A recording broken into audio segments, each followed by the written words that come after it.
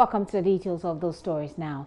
The Gomoa Dominancy Police says the unavailability of patrol vehicles is partly responsible for a highway robbery at the Gomoa Potsin Junction, which left some commuters injured and others with their money stolen Thursday evening. Commander of the District Police, DSP Paul Ankan, stated that the district has only one vehicle which they use in policing 29 communities. Maxwell Agbagba has the vehicle which was donated by some benevolent persons and is stationed at the Okreko police station attending to emergencies. Maxwell now reports.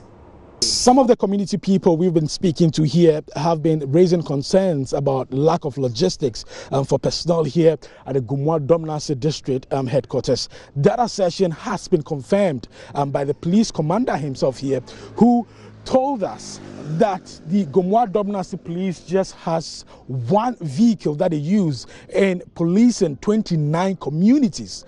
He says one vehicle which was donated to them by some benevolent persons is stationed at the Okreko police station to attend to emergency accident cases on the main Accra Cape Coast highway.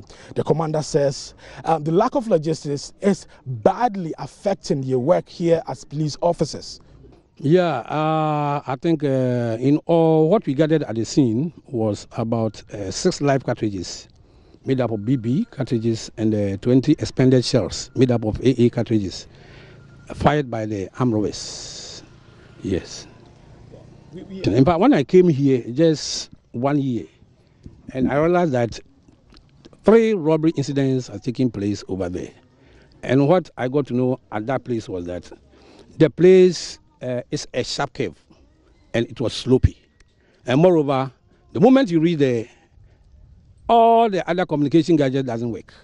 MTN doesn't work, mobile Vodafone doesn't work, Airtel doesn't, none. So they were able to have that place as a haven to rob. So because of that, I left with my superiors, and patrolling was intensified on that stretch. But it's rather unfortunate that yesterday, look at the time, 6:30. Where men are even preparing to go on patrols. So it means that you have to change our strategy. And I'm assuring the commuters and the general public, they shouldn't be perturbed. We are on the ground, and for that matter, one day we shall get them. The district command doesn't have a vehicle, but recently we were able to open Okreko police station just along Winneba Highway, where the community members were able to procure us with one pickup because of the accident-prone area there. And the strategic area, the police station is sited. So the police station is parked, the vehicle is parked at the Okreko police station for accidents and other important duties which I need them, I call the vehicle from there. But the district command, which I commanded about 29 communities, I don't have Dominancy District per se hasn't got a command vehicle, which I'm liaising with my authorities to get one. It's a serious challenge. It's a serious challenge because if I have a command vehicle, at the district, place at the district, I will just mobilize my men and then rush there. But because it's at Okreko, when I call for them to come, look at where they're blocked. It will be very difficult for them to come. So by the time you read there, some hours have gone and they were able to execute their job. So I'm appealing that at least the district command should also have a vehicle for other communities to also enjoy the services of police. I've also been speaking to some victims of the robbery attack here on this stretch and some residents as well. They want street lights provided on this stretch to ward off the criminals. One of the men that I've been speaking to was one of the victims, and he said an amount of 150 Ghana cedis was taken away from him. Immediately we reached here, there was a little bit of traffic. So our car tried to dodge around the cars, and we heard a gunshot. So the driver got feared, and he stopped over here. And immediately they were coming out of the bush, and they were telling us to get out of the car. So I was having a phone, which I threw the phone into the bush. But immediately they stop a car, they will just offload the passengers from the car and drive us aside, which is this place, and they will be collecting our money from us. But I wasn't having enough. I was having only 160 cedis on me, which they took.